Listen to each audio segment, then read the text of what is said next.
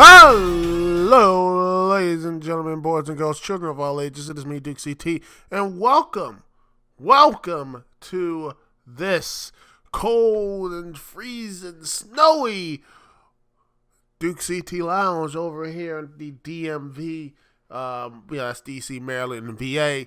That is chilled and cold to the bone as it snowed at least 3 to 4 inches and such. But I'm here, nice and toasty, with my little cat friend, the little Huey over there. Say something, Huey.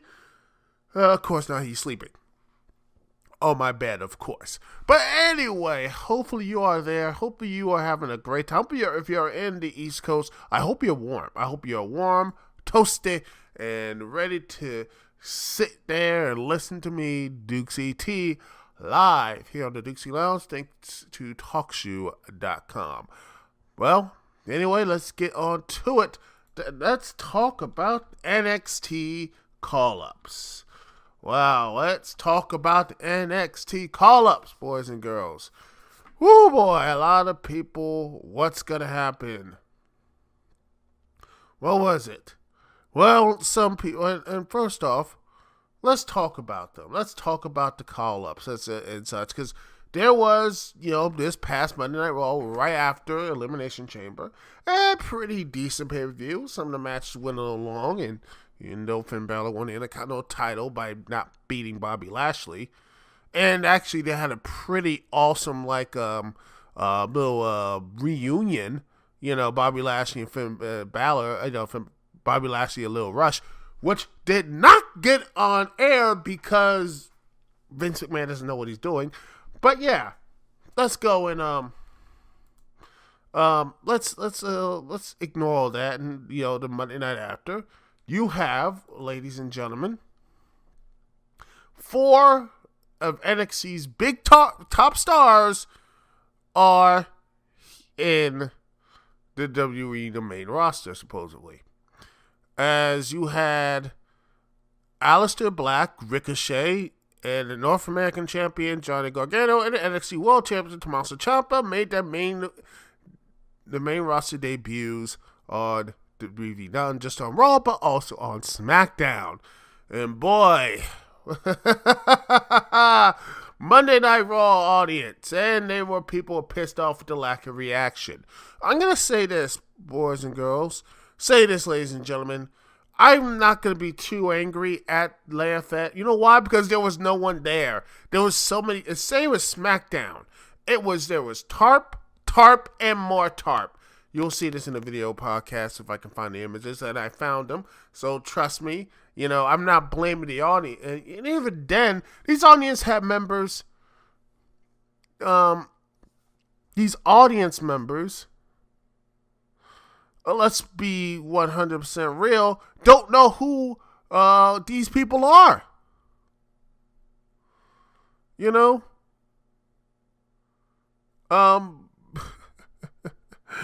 By the way, I love the fact that Velveteen Dream just beat Johnny Gargano for his championship. He just got it too. Oh Lord. He truly is Johnny Failure. Oh, I'm basically rubbing salt in the room. Yes, I'm rubbing salt there because I still have some after spreading it on the driveway and sidewalks. So anyway, I'll pick some more salt up and getting here. And now I'm going to talk to people, and I want to give people who are angry and frustrated. And there are people who are angry and frustrated about all the lack of reaction. And I get that. I feel you. But the thing is that people don't know who these people are. Why should we care about them? Who is Tommaso Ciampa, Johnny Gargano, Ricochet, and Aleister Black to the audience? Why should we actually sit down and know who these people are? They think people watch NXT because they got the WWE Network. More often than not, people are not watching NXT. They barely even watch they probably watch takeovers and that's it. I mean, some people, they're trending on Twitter. Yeah, you take it's like 12,000 tweets and something. They do tweet and such like that. And, don't forget WWE is a corporate company. So they would get, there will be traction and such. But majority people who will go to these events don't know who these are. They're not prepped. I remember there used to be like video promos. It used to be, images. People saying these guys are really good, and you build them up to the audience. You have promos. You have vignettes. Heck, they're doing it with Kevin Owens. They have, have when he comes back. When he's trying, being this like perfect dad and being this goof. Maybe this trying to, humanizing him, which is pretty good. That's how you build up competitors. That's how you build up people like that. You show who their personalities are.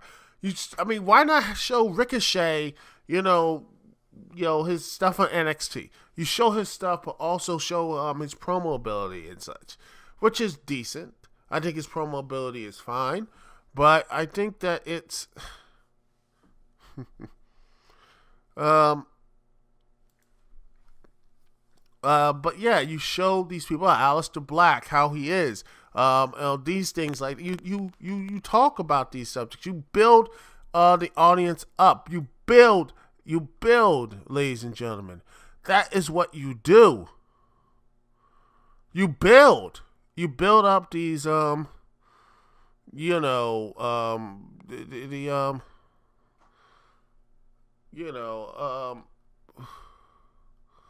you build them up. You make sure these people, you like know who they are. Tommaso Ciampa, how evil he is, how Johnny Gargano is falling to the dark side. These things are happening. You show these things. You say, who are they? Why should I care? What, who, what, when, where, why, how? It used to be this easy, you used to do this. WWE used to do this. Instead, they just say, here they are, NXT guys doing the flips. And that's fine. And they didn't get any reaction because no one know who they are. Why should people care? Why should people give a damn about any of these people? Why don't these people give a damn about anybody who is going out there? You'll have no idea. They can move. They're good wrestlers, and the whole roster's full of good wrestlers. What makes them apart? What's their personality? At least I would say, at least Aleister Black has that type of personality. He looks different, radically different than most of the WWE stars and such, even though his whole getup is reminding me so much of the hardcore, edgy, atheist set, all the other stuff. Like, god damn, if it's like every embodiment of the, trying so hard to be cool, edgy. He's like basically if, I would call him a human version of Shadow the Hedgehog, but that'd be really too cruel. Oh gosh, that'd be terrible. Oh no. I could just hear some of my wrestling fans just probably disown me for saying that. Yes, that Aleister Black is pretty much the human equivalent of Shadow the Hedgehog. Oh my goodness gracious. What a terrible thing. What a terrible, terrible thing. But anyway.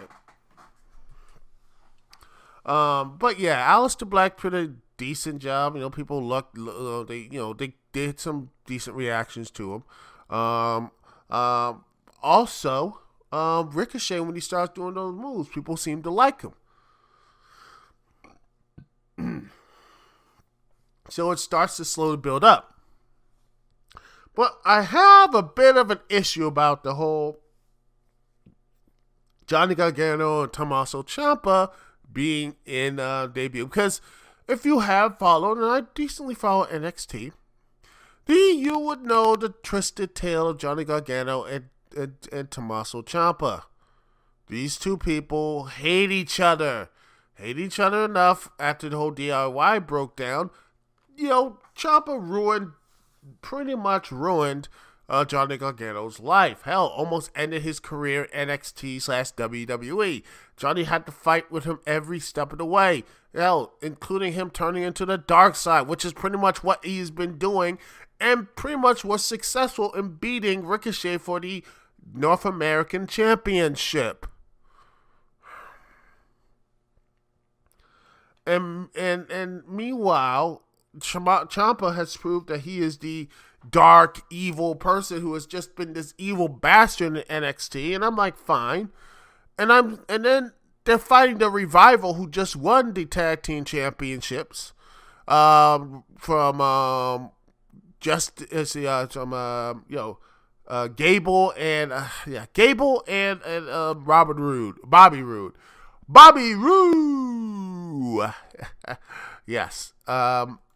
But yeah, it's just that I'm like, okay, all right, you're facing some people, and I'm like, wait, who am I? And even then, I don't know who these people are. And, Rand's like, who's the babyface's heel? And then I do know who they are. I'm like, wait, I follow bits and pieces of Johnny Gargano and Tommaso Ciampa in NXT. And I know Tommaso Ciampa is pretty much not the good guy in this match.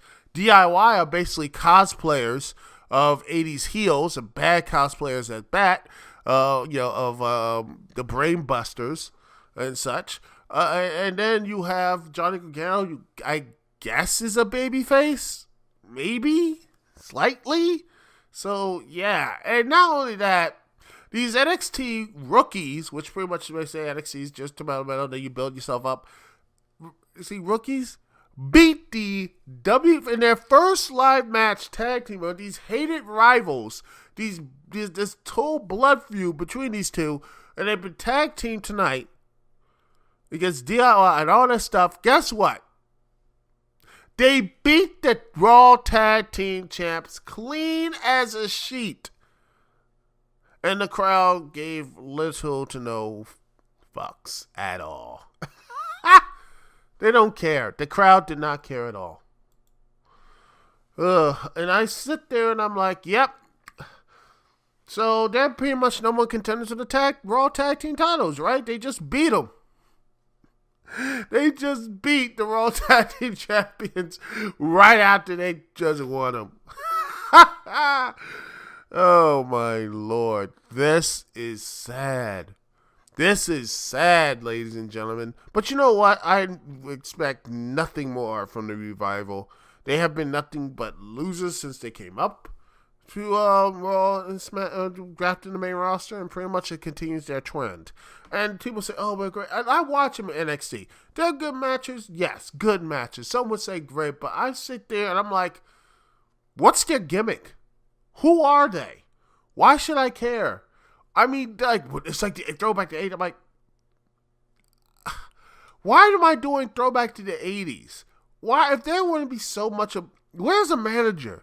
Hell, Jim Carter, something. They just sit there saying, we're so hard, we're the wrestlers. I'm like, you've not only got good on the mic, you're pretty much a bland. And I remember that promo saying, we're real wrestlers. I'm like, in the sports, I'm like, shut up. We've been through this countless times. I don't care about this. I don't care about you being the best wrestler. Everyone's a good damn wrestler in WWE. Give me something else. Give me something else tangible with you guys. I don't know. I want more.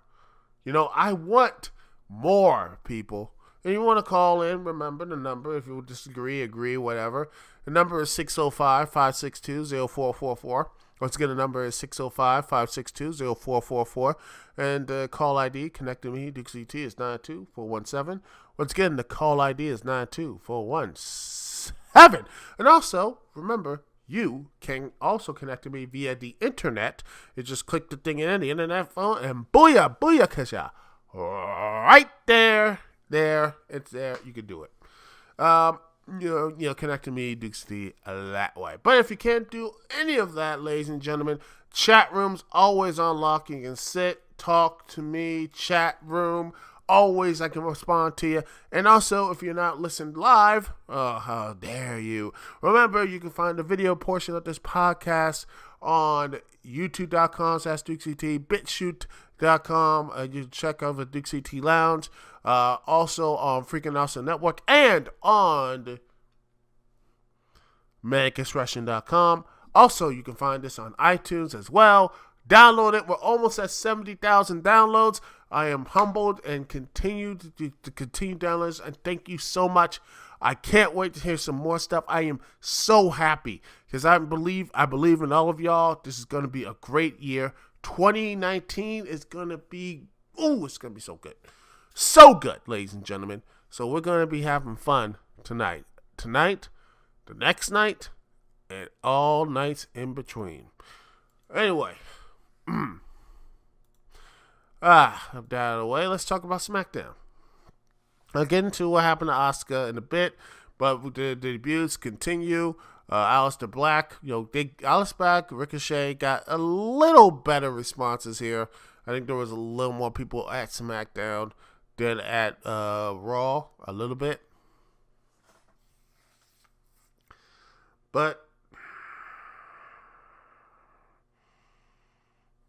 But yet, here we are, DIY, 4 members DIY, Johnny Gargano versus, Johnny Gargano and Tommaso Ciampa taking on The Bar, Sheamus, and Cesaro. And I had to talk about this. There was an incident during the match. Cesaro, they tried to do a counter, and they land really bad and awkwardly. I was like, oh my God, Tommaso Ciampa looked like his knee is out. Heck, you don't know what's happening with Sheamus. I'm like, ooh, they look good. But they continued the match, and they both looked fine. They were okay. Ciampa already had his bad knees, so I'm just happy that Ciampa and Sheamus are all right. It looked like they were going to be. They looked to be like really bad. I'm hopeful that they are, I hope that they are actually, good. And, they say to be okay. And here's hoping that they're doing well. Hopefully they are doing a little bit better. That's the hope, Y'all want to see people get injured, man. That injury, man, that looked really bad. Really, really bad. But, again, after that, they just beat the former SmackDown Tag Team Champions. And I'm like, and they're baby faces. And I'm sitting here and I'm like, wow, WWE doesn't even care what's going on in NXT, do they? They don't give two craps about it. I mean, who cares about what's going on in NXT? I mean, continuity, who cares, But hey,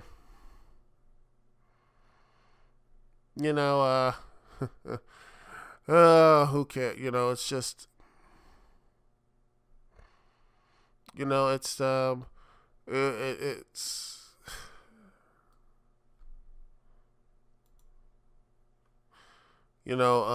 it's it's just a little bit of frustrating.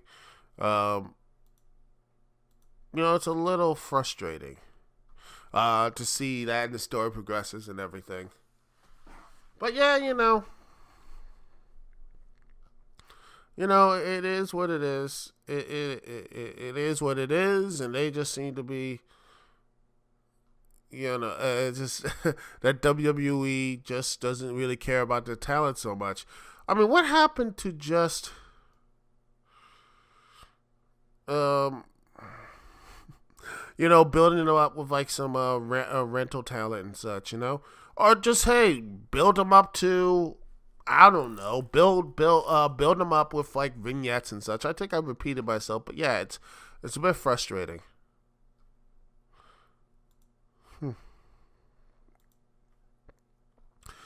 It is a bit frustrating.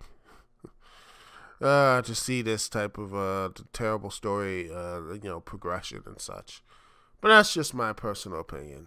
I just like, just once I would like to see some coherent consistency and such. That's what I say.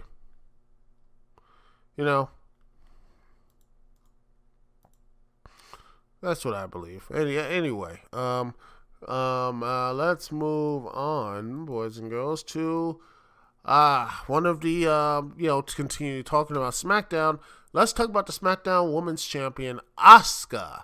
Remember her? Remember Asuka? You know, the one who beat not just Charlotte Flair and Becky Lynch, the man. And not only that, okay, oh, well, she got help from Ronda Rousey. Fine, whatever. But she made the man, Becky Lynch, tap out clean in the middle of the ring in the Royal Rumble. And somehow I'm like, wait, hold up. She comes back in and wins the match. I'm like, hey, shouldn't Asuka be in that? I'm like, wait a minute. Hold up, man. I'm like that part, like, Uso say, whoa, man. What is this, man? What is this? Asuka being, like, completely forgotten. She beat all the people, and I'm like, shouldn't she be facing against Ronda Rousey? Asuka versus Ronda Rousey would be amazing. Come on now. I don't think you wouldn't love to see that. And I'm sitting here like, why is she going to be sitting here doing nothing in a match and such? Why is she just facing Mandy Rose, who is decent at best? I'm like, what are you doing, Asuka, WWE? I don't get it. I don't get this. Why is Becky Lynch getting so much love? I don't get it either. I like Becky Lynch. I like the more the ruthless aggression of Becky Lynch, as it once were, as one little some would say. But it just seems like you're not really you're punishing losers. It's like falling upwards, and I'm looking at Becky Lynch, and I'm like, it should be something. Give me something, It just seems like it's just any way we have to do the whole Vince McMahon, all that stuff, and I'm like fine with the triple threat. Heck, I'm for the triple threat. Charlotte, Ronda, and Becky, that's great. But I'm like, probably wish it was a fair four. Hell, I wish it was someone like Ronda versus Asuka, though, if it was a singles match for a unification of the championships. It would prove, hey, you want to talk about, diversity and all that stuff, all the good stuff people want to say, why not have Asuka win and become, the first Asian woman in this era to hold both Raw and SmackDown championships, concurrently. That would actually prove how, build her back up to where she lost at WrestleMania. She builds up, she wins in that huge main event. That would be something, people, WWE keeps saying historic. How about that? Hashtag historic. And I don't know, and I know people will say Becky Lynch and everything, but and people seem to love her. And I get the love. I root for her. I like Becky Lynch, but it's getting to the point, people, to think that she's going to be the all-time savior, or she's the man, and everything. I'm like, and I want to point this out once again, and here's the picture, if I can find it. Let me see if I can find it. I believe I have a tweet.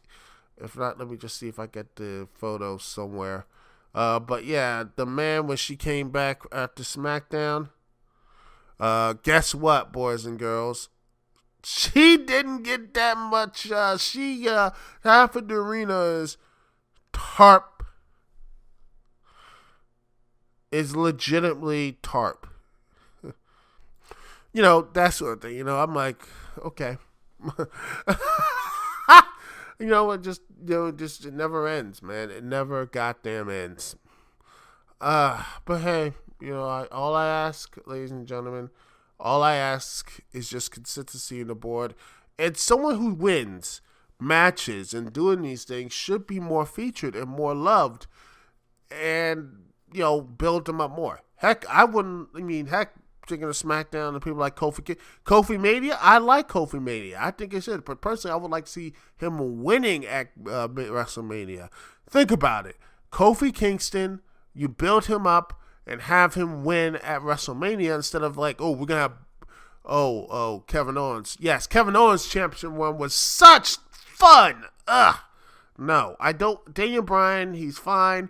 Hell, have Kofi Kingston beat Daniel Bryan at WrestleMania. You have that great moment. You have that same, awesome moment. And then, instead of, Fastlane, which I'm not slating on Fastlane. I'm not slating on these things.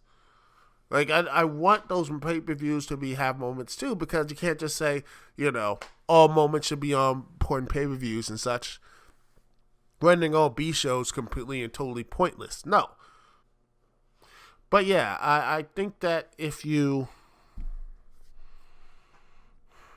want to make something, fast, so how about have Kofi win a number one contendership at Fastlane to get him to the WWE Championship?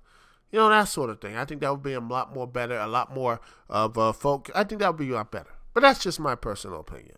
Could be wrong. You're right. And I want to hear what you guys, gals, and everyone else in between, thoughts about this. Because this is, I want to hear what y'all have to say about it. But yeah. But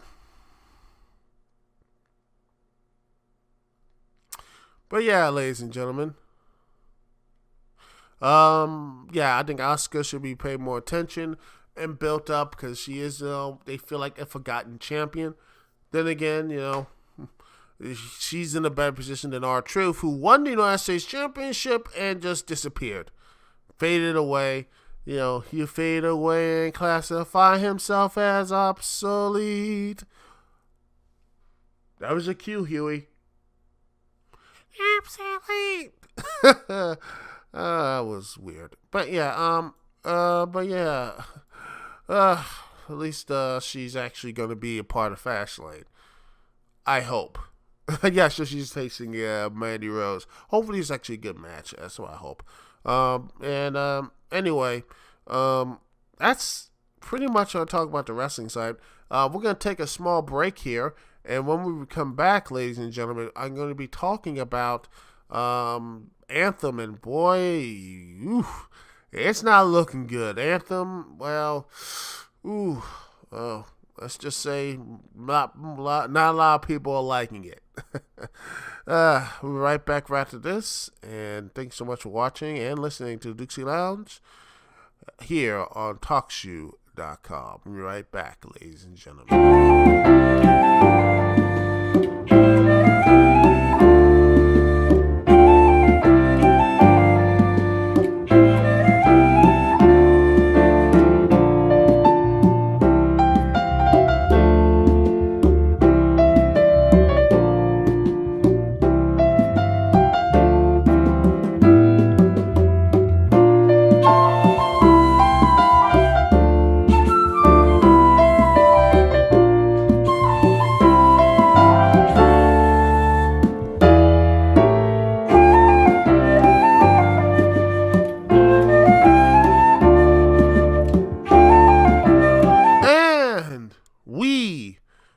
Back, ladies and gentlemen. Thank you so much for joining me. Thank you so much for keeping with me up here this evening. And ladies and gentlemen, boys and girls, some cleanup. I made a Facebook post about this. Yes, I use Facebook once in a blue moon, but yeah. But if you haven't heard, some weird audio and video issues for me to I cannot, sadly, with the video and audio issues, I cannot do the review of Bound for Glory 2018. And until I do, I want to do it. I want to make sure it's good, crisp, clean for everybody to enjoy. And I will be trying to do that as quickly as possible. And hopefully I will do that this year. But I'm moving forward for the next season premiere of Last Year Standing. And that season premiere is going to be the Royal Rumble. I'm going to do that video review. Hopefully it'll be done by the end of February, early March. Then we'll continue on. The next couple episodes will probably be me finishing up the PS3 trilogy of Ratchet and Clank. I'm going to finish that marathon this year. And some other interesting things that I want to talk about this year. It might be even WrestleMania too if things go according to plan. But let us continue talking about this story here. And once again, I will be trying to get Bound for Glory 2018 I will try to get that up as soon as possible. But right now, I'm going to be focusing on my energy into Royal Rumble, the season premiere of Royal Rumble. So yeah, that's my plan. Anyway, let's talk about Anthem. Oh boy. Anthem. Jeez Louise. A lot of people have said,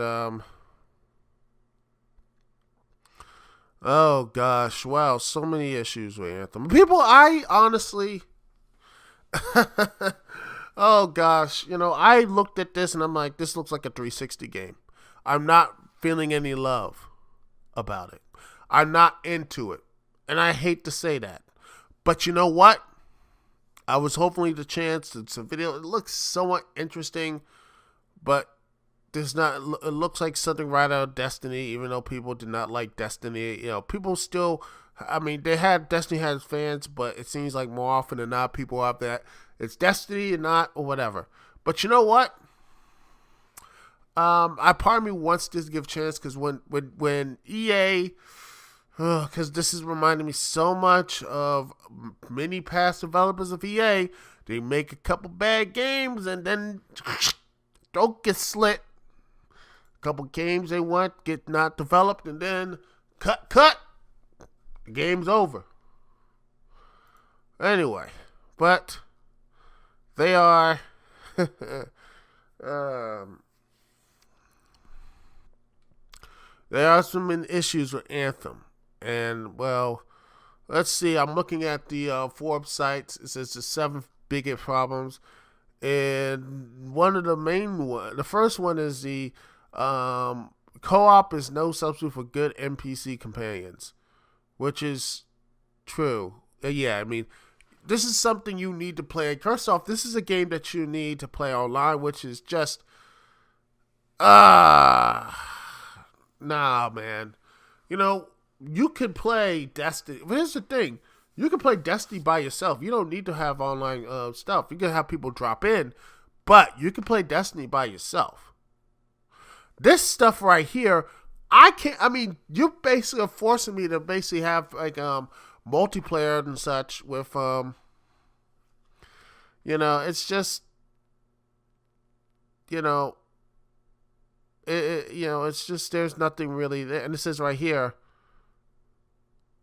there's not really good, and because this is BioWare, man. The NPCs, the people you talk to, these characters that actually connect, because that's what BioWare has.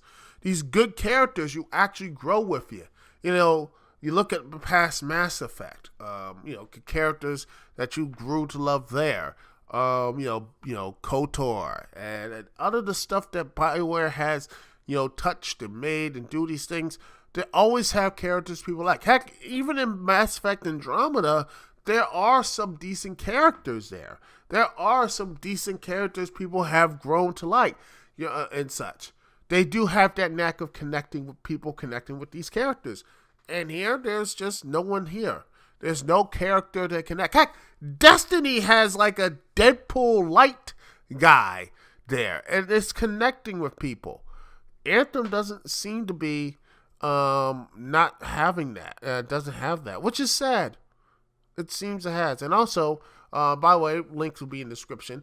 The 7 biggest problems BioWare Anthem so far.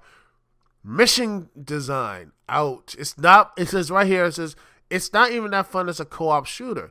Yes, it feels good to fly. Some of the javelins have good powers and moveset, but ultimately boils down to the same dreary loop over and over again. Get missions, shoot stuff, fast shooting, shoot more stuff, activate something, fight some ways, and mission, go back to 4 turns, rinse and repeat. Same problem with Destiny. You do a thing, you go back. It's repetition. It's like poetry, It rhymes. Yeah, and that to me is the thing that just frustrates me about when you have these huge next gen games is that the repetitive gameplay, the same old stuff over and over and over again and again and again and again and again. It frustrates me because we have unlimited potential, but instead with like Anthem, which pretty much looks like could be like Iron Man. It could be something interesting and such. Instead, you're just doing the same stuff over and over again.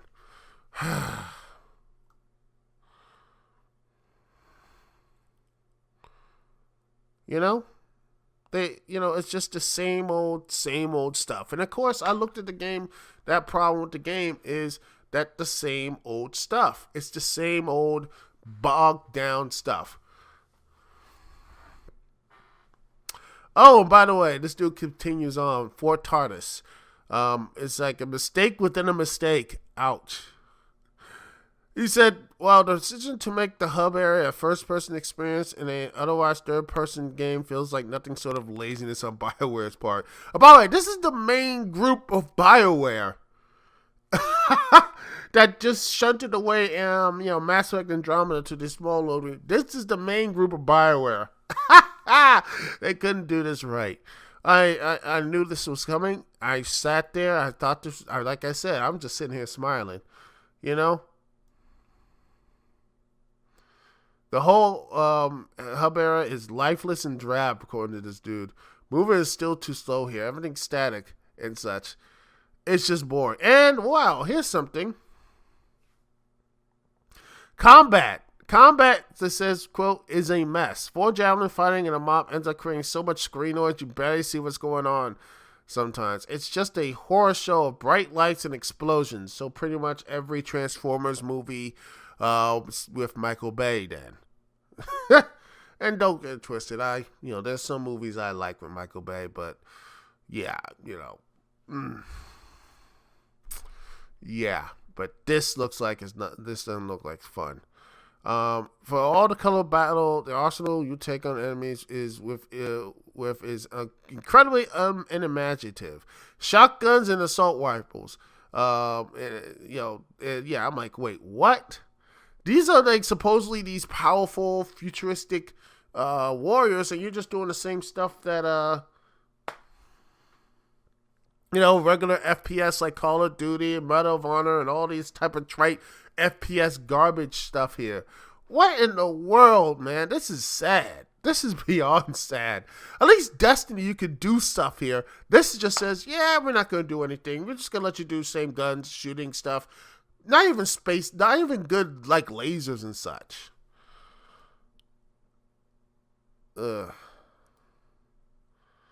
Drowned out.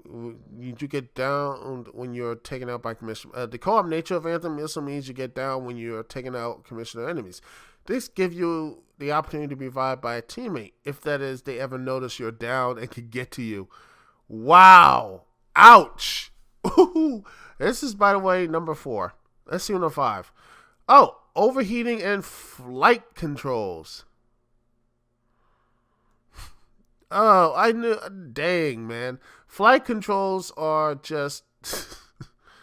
Gosh. I know, and of course, it's mouse controls too, so you can, mouse controls and overheating, which is, I understand overheating and like doing that stuff, but if it seems to make you, if it takes away the fun for the game, then cut it out, or just put like a patch in there to say, we'll overheat, but you will have like warning signs and such like that. That's just me. Oh, also is story. Oh, there's not much story here. It says here, the story issues I hear of Anthem is not that good. And, with stories like this, Destiny levels, they say, quote, it's not exactly vanilla Destiny levels bad, but there are pretty silly Destiny-ish things in here, like the titular Anthem of Creation. Okay, that's silly. I have no idea why Anthem. My problem is, why make a game that out of BioWare's complete not a comfort zone? Why make this whole battle royale thing and the issues around it? And then you have the menus and UI and minimap seems to be something issues with that as well. The lack of in-game content. ouch.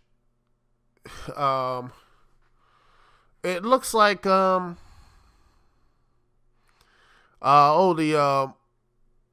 Frostbite engine rears its ugly head again. Like I said, and I said this in the tweet, and I say this again, and I keep saying this to people, that the Frostbite engine's only good for is first-person shooters and racers. When this goes beyond its range, stuff like that screws up. Mass Effect Andromeda and Anthem. Those two things, I truly believe if they didn't have used the Frostbite engine, I think they'd have been a lot better off. But yeah, and here's another thing. Anthem has, it's funny enough that Apex Legends, that little thing, Apex Legends, that is a free-to-play battle, and it just came out of nowhere, and pretty much a lot of people have loved it. It's right there, right next to, pretty much the same people. It's connected to the series Titanfall, but guess what? It's pretty much a lot of people are having fun with this. And I sit here and I'm like, why make... wait a second. If this is out here, Apex Legends, which is doing something a lot better than Anthem did, no question that becomes, why does Anthem exist? Seriously, why does Anthem exist? And heck, here's some, interesting stuff. The load times. I actually saw a tweet, and I'll see if I can, let's see. I don't know how I can play the tweet and everything. But yeah, I saw this, and I told you this. The load times are so bad that it is to a point, ladies and gentlemen. It is so bad that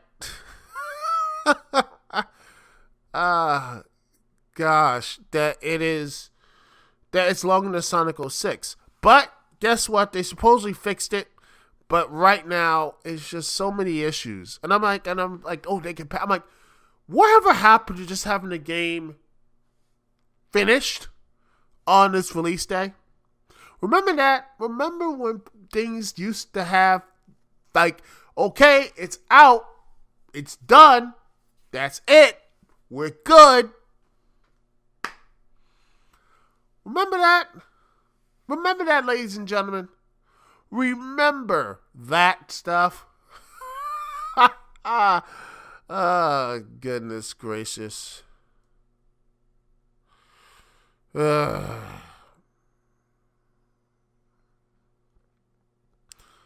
well. Well. It looks like Anthem, and it seems that Anthem is doing, at least the reviews and such, is doing fine, but, it does seem to be a bit of a frustration. It's a lot of people looks just so, there's some good stuff, but at the end of the day, it just seems like a lot of people just see it's a frustrating. It's just a really frustrating mess. And you look at this, you're like, why would EA make BioWare make a game like this? It's just yeah. And most, I fear that Anthem is gonna die to death, and well, like I said before, that if Anthem goes down, looks like BioWare is pretty much finito, and I hate to see that. I hope that doesn't happen, but with knowing for EA, I know I'm probably stealing a line from Jim Sterling. He makes a lot of interesting points, but I think he's called it best. Electronic Arts, Unichronic Arts and such, and that's what they do. That's what that is what they do, ladies and gentlemen. They take They grab IP, companies, and they suck every little inch of it, and that's it. That is what they do, and then leaves them into a broken husk. And so many companies have fallen to it, and it's a shame because EA has made not just good games, but great games. Greatness was a part of EA once upon a time. But now it's just, loot boxes, sports games, and screwing up the Star Wars IP. Oh, well, at least I still have my old school Star Wars games until, I wouldn't be surprised Disney takes those out too. Wouldn't be surprised. But anyway, that's all the show here, ladies and gentlemen. Thanks so much for watching. Thanks so much for listening. And hopefully there's will be good news and positive things coming in the future. That's the hope there, anyway. Anyways, Dukect here. Peace and love. I'll see y'all when I see y'all. Later.